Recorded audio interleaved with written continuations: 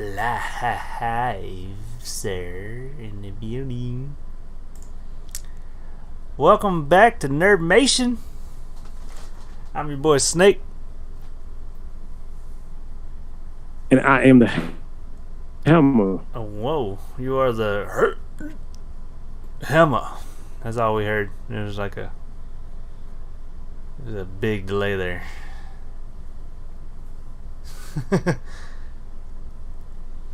Don't crap out on me now. Just started. The Hammer.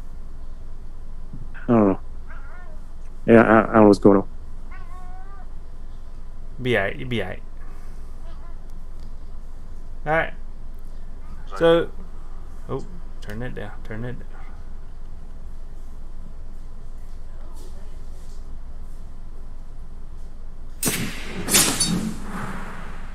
So, got a couple things to talk about. I'm gonna try to keep it short and sweet. You know, we got adulting stuff to do tomorrow's. Did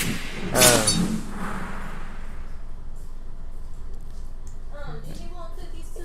Huh? For his girl? You want cookies too for his girl or not? I guess. I guess so. Can you ask? I haven't messaged yet. We literally just started. Are you already live? Yes. Can I see it? No, it's on. Sorry about.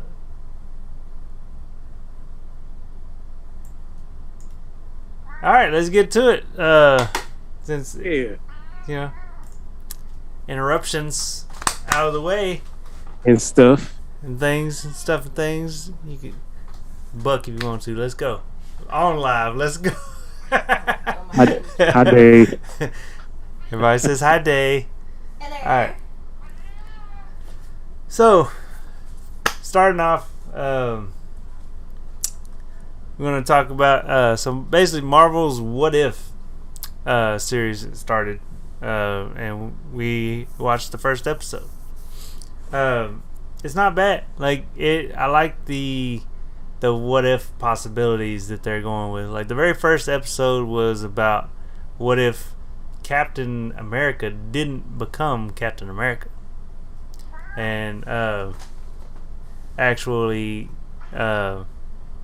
Peggy Carter became Captain Carter. Yes, it was pretty cool story the way way everything found out.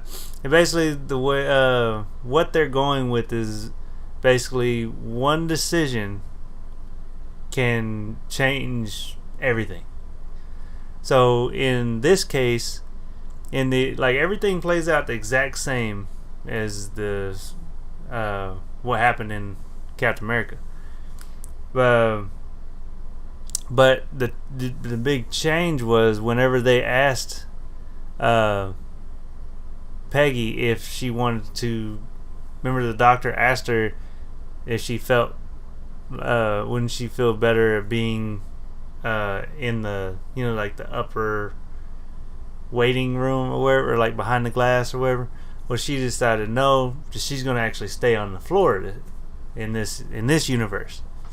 It's an entirely different universe. This is the whole multiverse thing, and it's basically the Watcher is telling the stories of what happened. Like, it starts off telling what happened with Captain America that everybody knows, but in this universe, then he goes into what happens with Peggy.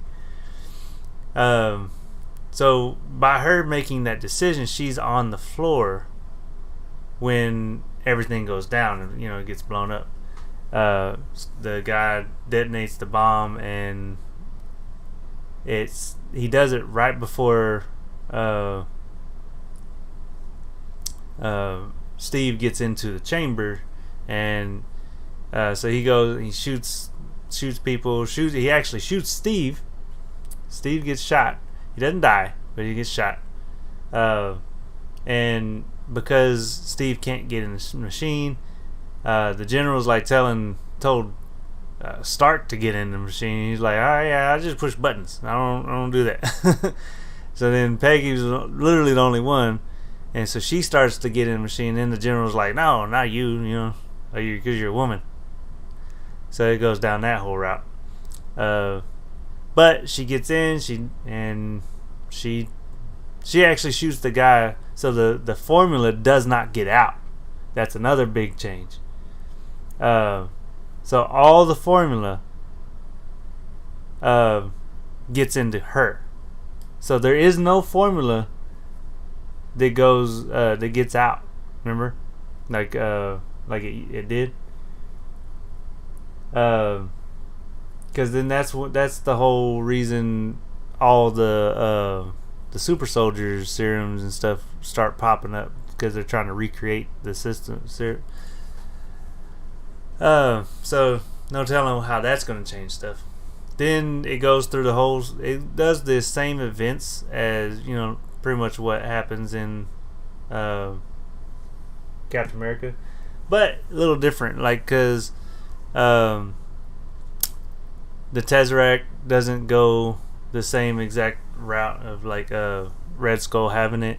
He also takes this mural piece of the wall with him, which actually he's able to summon this big Hydra creature, which gets defeated, but still.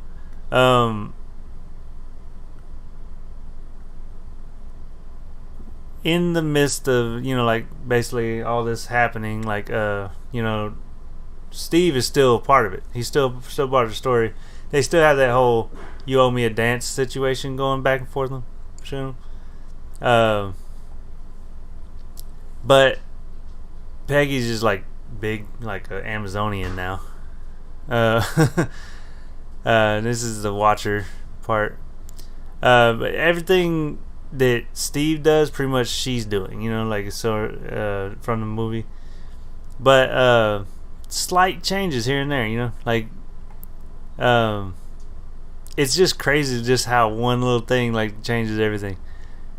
Like Steve, like he's not a super soldier anymore, but he's still a soldier, so he still wants to do his part.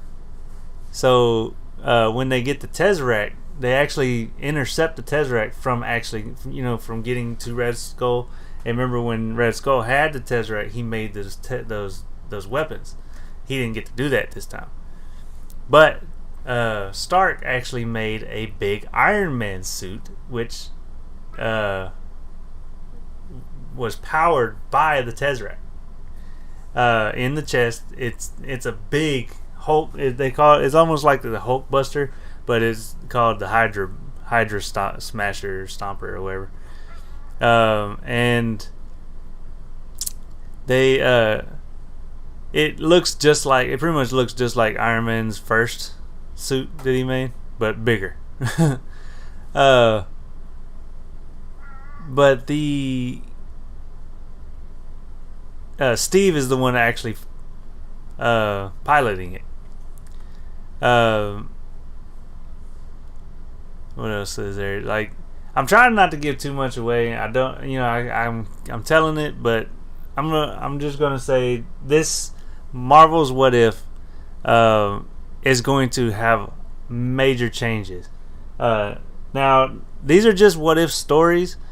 There's gonna be, like, I think the second episode is gonna be what if the Black Panther became Star-Lord. I saw that. Yeah. Yeah. Then there's one that's like they're gonna have like Spider-Man one where there's gonna be some zombie ones. There's gonna be all kinds of story. Like, and there's a picture where it looks like Vision, but Ultron. Which, if you think about it, Ultron was made from. I mean, Vision was made from Ultron. So then there's one that has Gamora dressed like Thanos, with his blade. So then Spider-Man with Doctor Strange's cape. There's just all kinds of what ifs. Like, what if this happened? What if this happened? So it's gonna be a really great timeline. And they also said some of the characters that make an appearance in the what if are actually going to have live action counterparts in the future. So Nice. that's another thing to look forward to. So be ready for that. If you haven't, go watch it. It's on Netflix. No, Disney Plus right now. It's Disney Plus streaming right now, so go check that out. I'm not watching the comments. I don't know if anybody's popped up I yet. got the comments up on Facebook. You're cutting in and out, man. What'd you say? I have the comments on Facebook. Ah, gotcha.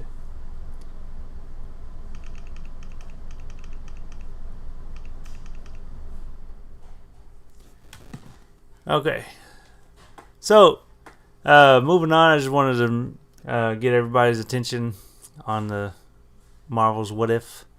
Go watch it. I can't wait for the next episode now. I don't think there's going to be too many episodes. No, I don't think it says anything. Okay. Anyway, moving on.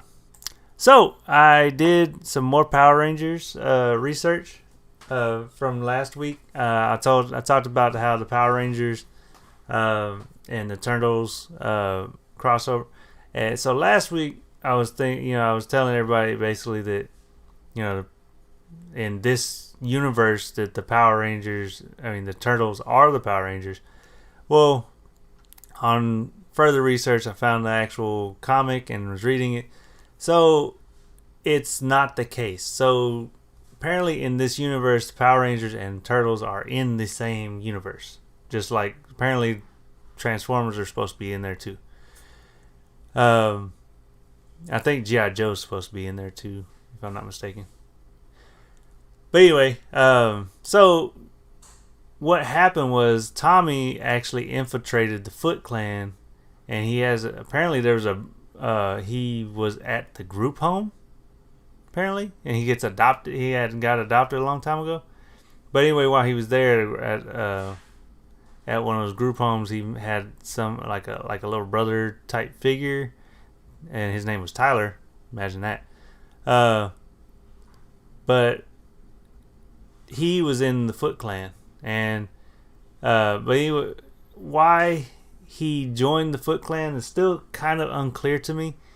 But he did it to get some device, and the entire time Shredder actually knew of Tommy being the Green Ranger, Power Ranger, and everything. So Shredder had his own intentions for him. So while Tommy is going through this, trying to infiltrate and whatever he's planning, I still haven't got to that part of like him actually explaining it. He did talk to whenever Kimberly and them found him. He was actually fighting the Turtles again for the second time. The first time, it was while he was in a Foot costume, and they said that Mikey and Donatello were talking about the Foot Clan soldier, sure you can, Ralph, and they were trying to think of a name for him. But anyway, the second time around, he actually morphed, and then the Turtles saw that he was a Power Ranger. He's like, oh, there's power. So that they know about each other. So this is all taking place in New York, and whenever Tommy morphed, that's what sent the signal to Zordon that they found Tommy, and that's when they just teleported to where he was. So, while they're fighting, Tommy and Kimberly had a little conversation. Basically, Tommy was just telling her, like, I can't really explain, but you have to trust me, stuff like that. So he's got like, some kind of mission he's on. Anyway, so the device apparently is that Shredder was looking for it's some kind of device that he blasted at Tommy, like, because once he got Tommy back to the facility, Tommy tried to get with Tyler, but Tyler kind of betrayed him for Shredder, which ended up capturing Tommy. And when Tommy morphed, went to his Dragonzord, Shredder hit him with that beam, which it causes a molecular discharge of basically to where the morpher does not work with their DNA. So that's why. So now it kind of makes it to where even if they want to try to use the morpher, they can't because it's unsynced pretty much. Which in turn gave Shredder the Dragonzord, and he bent it to his will, and that's why he has the Green Ranger power now. Which whenever he transformed, that gave signals off to Rita, and Rita is like, somebody has my coin, and then they meet up and they're fighting at first, but Rita ends up actually working with Shredder. So then the big battle with the Power Rangers happens, and Shredder is just whooping ass as the Green Ranger. Just think about Shredder with heightened powers, you know. So he ends up blasting the Power Rangers, which demorphs them, and since they can't morph, they had no other choice but to have the Turtles help them, which that's why the Turtles were able to morph using the morphers. And while the Turtles were morphed, the Power Rangers, with Splinter's help, Splinter actually helped them realize that y'all are still the Power Rangers, and that's when they actually kind of came out with the Ninja Ranger outfits. So they're still able to help, even though they don't have the power. So it was a pretty cool storyline. I'm still reading. I haven't caught up all the way, but no other people. I remember I said I was gonna have a list of all the different people, changes and stuff, but that's literally all it is. It's a crossover event where Power Rangers and Turtles have to work together, and the Turtles just end up using the power for a limited time. That's all it really is. Also, other news about Power Rangers, that they actually have Lord Zedds' shocking new origins has just changed everything. So the Lord Zedd that we know growing up, with the movie, or not the movie, well, he was in the movie too, but with the TV series and everything, that storyline is it's different from the comics that they have. And so now that Boom Studios has took Zedd's origin into another direction. So apparently Zedd used to be pretty much his name was Zofram, and he was a Supreme Guardian, which he was a good friend of Zordon back in the day. Basically, long story short, there was this assassin, Dark Spectre, which is what he went after Zedd, not Zedd, Lord. He went after Zordon, which that's why Zordon is the way he is now, because of what happened with Dark Spectre's assassination attempt on Zedd. Well, things happen where basically Zofram, Lord Zedd, wanted to pretty much stop Dark Spectre, and he went to claim the Zeo Crystal power for himself in order to stop Dark Spectre. But there was a big explosion what happened, because it was kind of, they said it had a, which you see on screen now, it was called, and it is enchanted with the Flame of Truth by Zardos, which basically it burned him to his core pretty much. It was a massive explosion. It actually engulfed Bandora Palace before sweeping across the surface of the moon, which kind of gave a story of how the moon became the moon too. And you know, when Rita came out, you know, she was in prison and she came out and she had a palace on the moon. Yep. That's the Bandora Palace. Like it engulfed the entire moon, made it a barren place, all but the palace. That's why the palace survived. So that is actually a pretty cool backstory of like how, like, because I don't know if anybody else has wondered like how's there a palace on the moon, you know.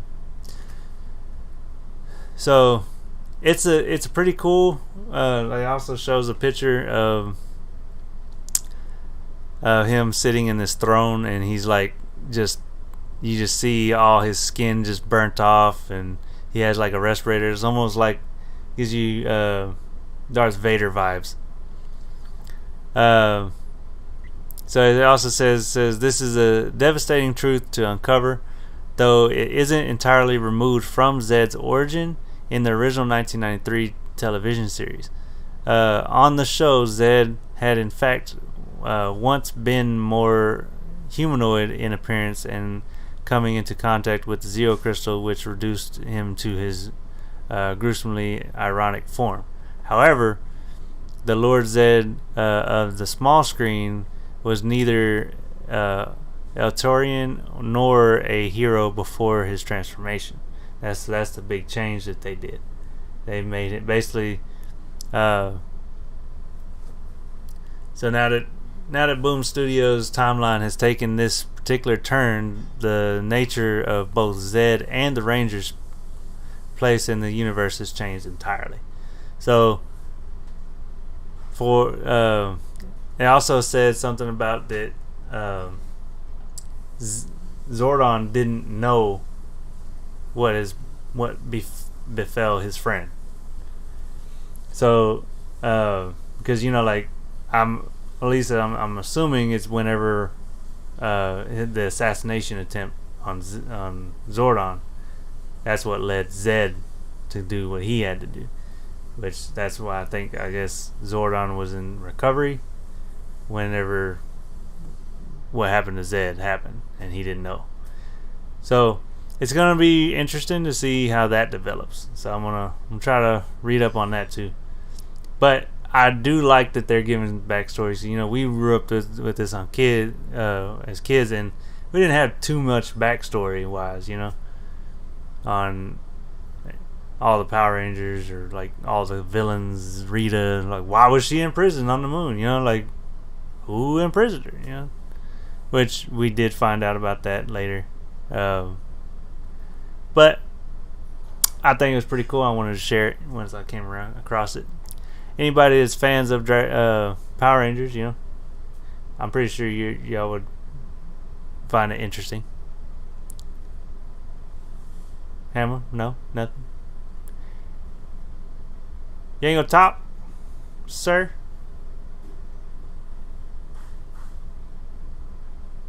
Nothing? You had a comment from Justin Prater on Facebook. Oh yeah? You got a comment on Facebook, and my internet is being terrible. Yep.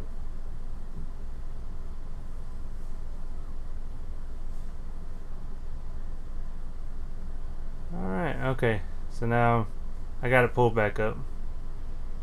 Alright, there he goes. So Justin said the Turtles have teamed up with the Punisher, Batman as well. So now that they are teamed up with the Power Rangers, that kind of puts them in the MCU timeline. Got something. Yeah, maybe. I mean, it kind of depends if those are canonized too at the same time. I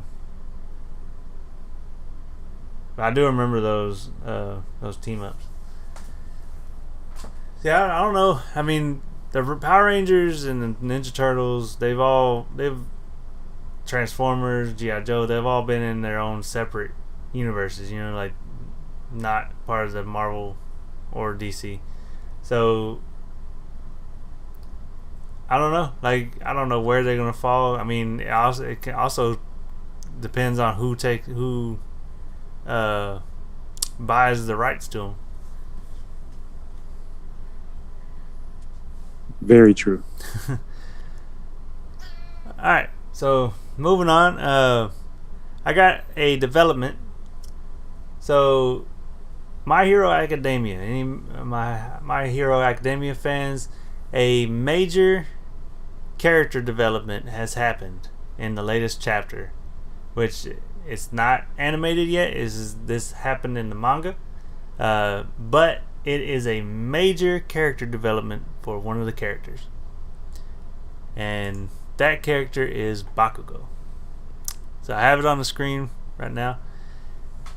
He actually apologized to Deku for everything. Like, straight up in front of everybody too. Like, he's not calling him any names. He's not saying he's going to kill him or anything like that. So apparently, what's going on, I know I haven't talked about the events in My Hero, but this in this chapter is basically Deku left the school and went out on his own to do hero work, and Class 1A they're all gun-ho to try to bring him back to school. So they're all basically, this is all them trying to get him to come back, because he thinks he needs to do it all on his own. But so basically, Bakugo actually confesses to Deku that the entire time he's been bullying, he's been trying to push him. He's basically trying to bully him, but it's not work. It hadn't been working all these years. Like, he always looked down on him because he's quirkless, and he feels like he's supposed to be beneath him. But he always kept feeling like that Deku was above him, you know. And in previous episodes, Deku actually was following Bakugo because he respected him and felt like he wanted to strive to be like him, you know. So it's a really cool, basically, like, how his development, you know, like, he's changed, you know, like, he's not, you know, like, he actually comes out and says that he tried to act all superior, and by rejecting him, he kept losing that fight. But ever since he got to UA, nothing's worked out the way he thought. And instead of the past year, he forced him to understand his strength, Deku's strength, and Bakugo's weakness. And he said he didn't expect anything to change between them, but he's got to speak his truth, which he also refers to Deku by his real name. Like, he don't call him Deku, you know. He started calling him Deku out of, like, kind of like bullying. But so Deku's real name is Izuku, or Izuku. I think that's how you say it. But he says Izuku, and then he says, "I'm sorry for everything." Like, in front of the entire class. Like, they're out, it's raining, but he's like, "There's nothing wrong with the path that you've been walking down since inheriting One for All and following All Might's lead. But now you're barely standing, and those ideals alone ain't enough to get you over the wall you're facing. And he said, we're here to step in when you can't handle it on your own. Because you live up to those ideals and surpass all might, we gotta save you, the citizens at UA, and the people on the streets, because saving people is how we win. Like, the amount of character development that Bakugo has went through, like, he has been growing the entire time. Like, I think the first time I saw him make a major change was whenever he actually started to help others. You know, like, before he was just all about himself. Like, he didn't care what anybody else did. He was, come on, get it together. Sorry about that. I know it's choppy. I need better internet. That's all that is. We need better internet. Yeah. So, anyway, I just wanted to share this. This was a major change, and just like Vegeta is making changes in his character development, Bakugo is making major strides too. So I like the character development that's happening. I don't know if he'll revert back to the way he was, you know, yelling at everybody, "I'll kill you" and all that. I don't know. We'll have to wait and see. I just wanted to share that part. Speaking of Vegeta, we have some spoiler rough draft images of the next chapter to talk about. And Vegeta is whooping Granola's butt everywhere, all over the place.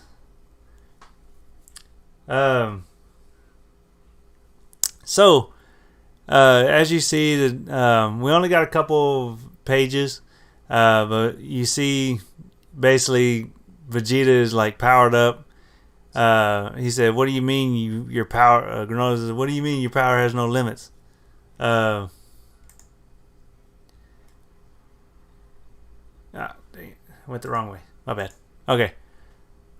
So Vegeta pretty much like just powers up, sends his like aura flames everywhere, and Granola can't see, and he rushes in and grabs him by his scarf and said, "You've really gotten cocky." Granola's just like, "The fuck?" He said, "Get ready, because now I'm going to get rough with you." And he headbutts Granola, and then just hurls him, starts flying. So the whole battle that in these panels, like every time Granola like catches himself, like, so for instance, he gets thrown, he catches himself and springs back up, but before he can do anything, Vegeta is right in his ass. Like, so he rushes in with this double sledgehammer move, smashes him down to the ground. Granola hits the ground, but he bounces up again. Like I said, he catches himself, but literally every time he catches himself and he tries to counter Vegeta is already on him. And like in this panel, he kicks him. I might have to zoom in on that to where y'all can see it. There it is. He kicks him flying. Granola catches himself, and he tries to fire at him and to take aim, but Vegeta's already gone. Because he's behind him, and lands a knee to the back of his head and sends him flying into the ground.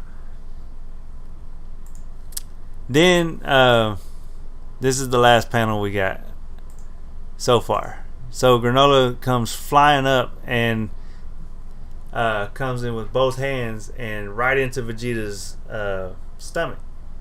So he flies in his stomach, and it looks like he got a good hit in, but Vegeta pretty much caught the entire blow into his abdomen.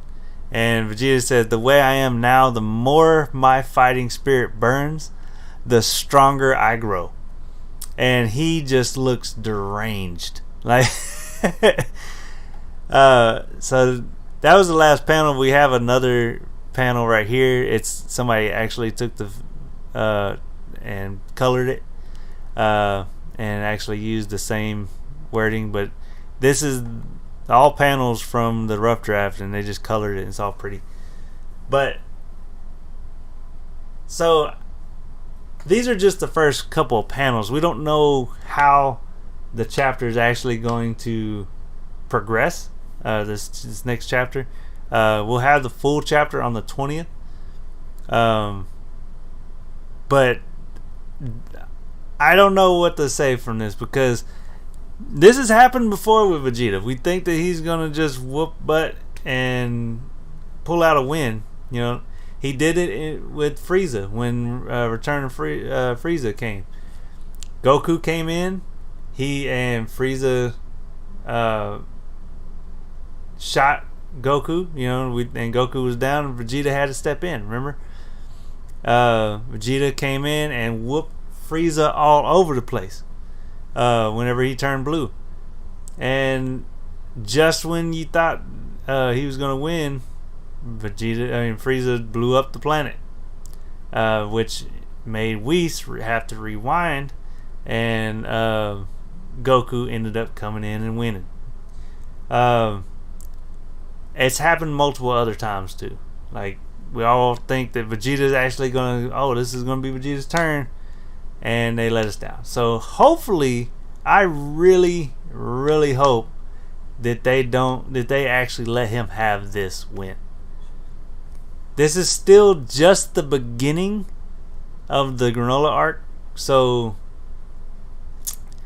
like, we still have the heater situation. I really feel like they're gonna have this whole spout with Granola, and then next thing you know, Granola's gonna be on their side to try to fight against the heaters, because the heaters still have a plan on their side, and there's gonna be somebody stronger. This is how it always happens. So, but I'm gonna enjoy the ride as long as they keep knocking it out. So I'm excited about seeing the full chapter and like seeing what all happens, like, and how crazy it gets, like, because at this moment I feel like Vegeta could just use the Hakai and disintegrate him if he wanted to, but you know how Vegeta and Goku are, they're not gonna destroy everything. Yeah, they're not just gonna go straight for that. But Vegeta looks freaking deranged. He looks almost like, if you think about it, he kind of looks like what happened whenever he got the Majin symbol. Like when Majin Vegeta, like he, like just straight off, just raw, animalistic rage. But I like it.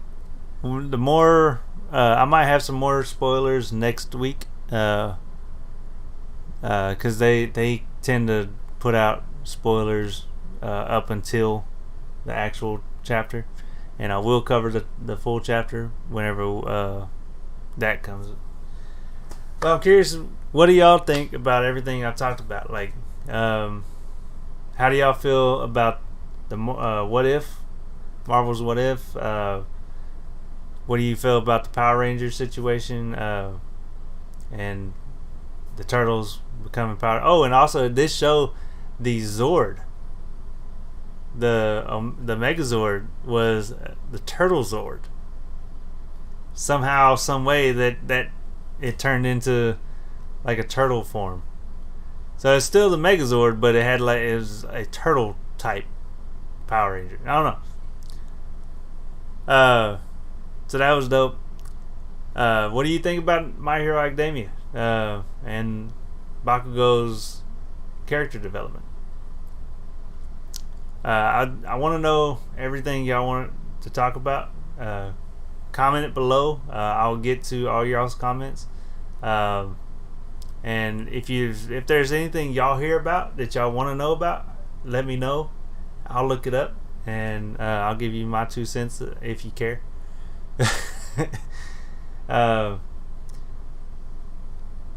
But I mean, other than that, that's all I had for this episode. It's nice and sweet, short and sweet.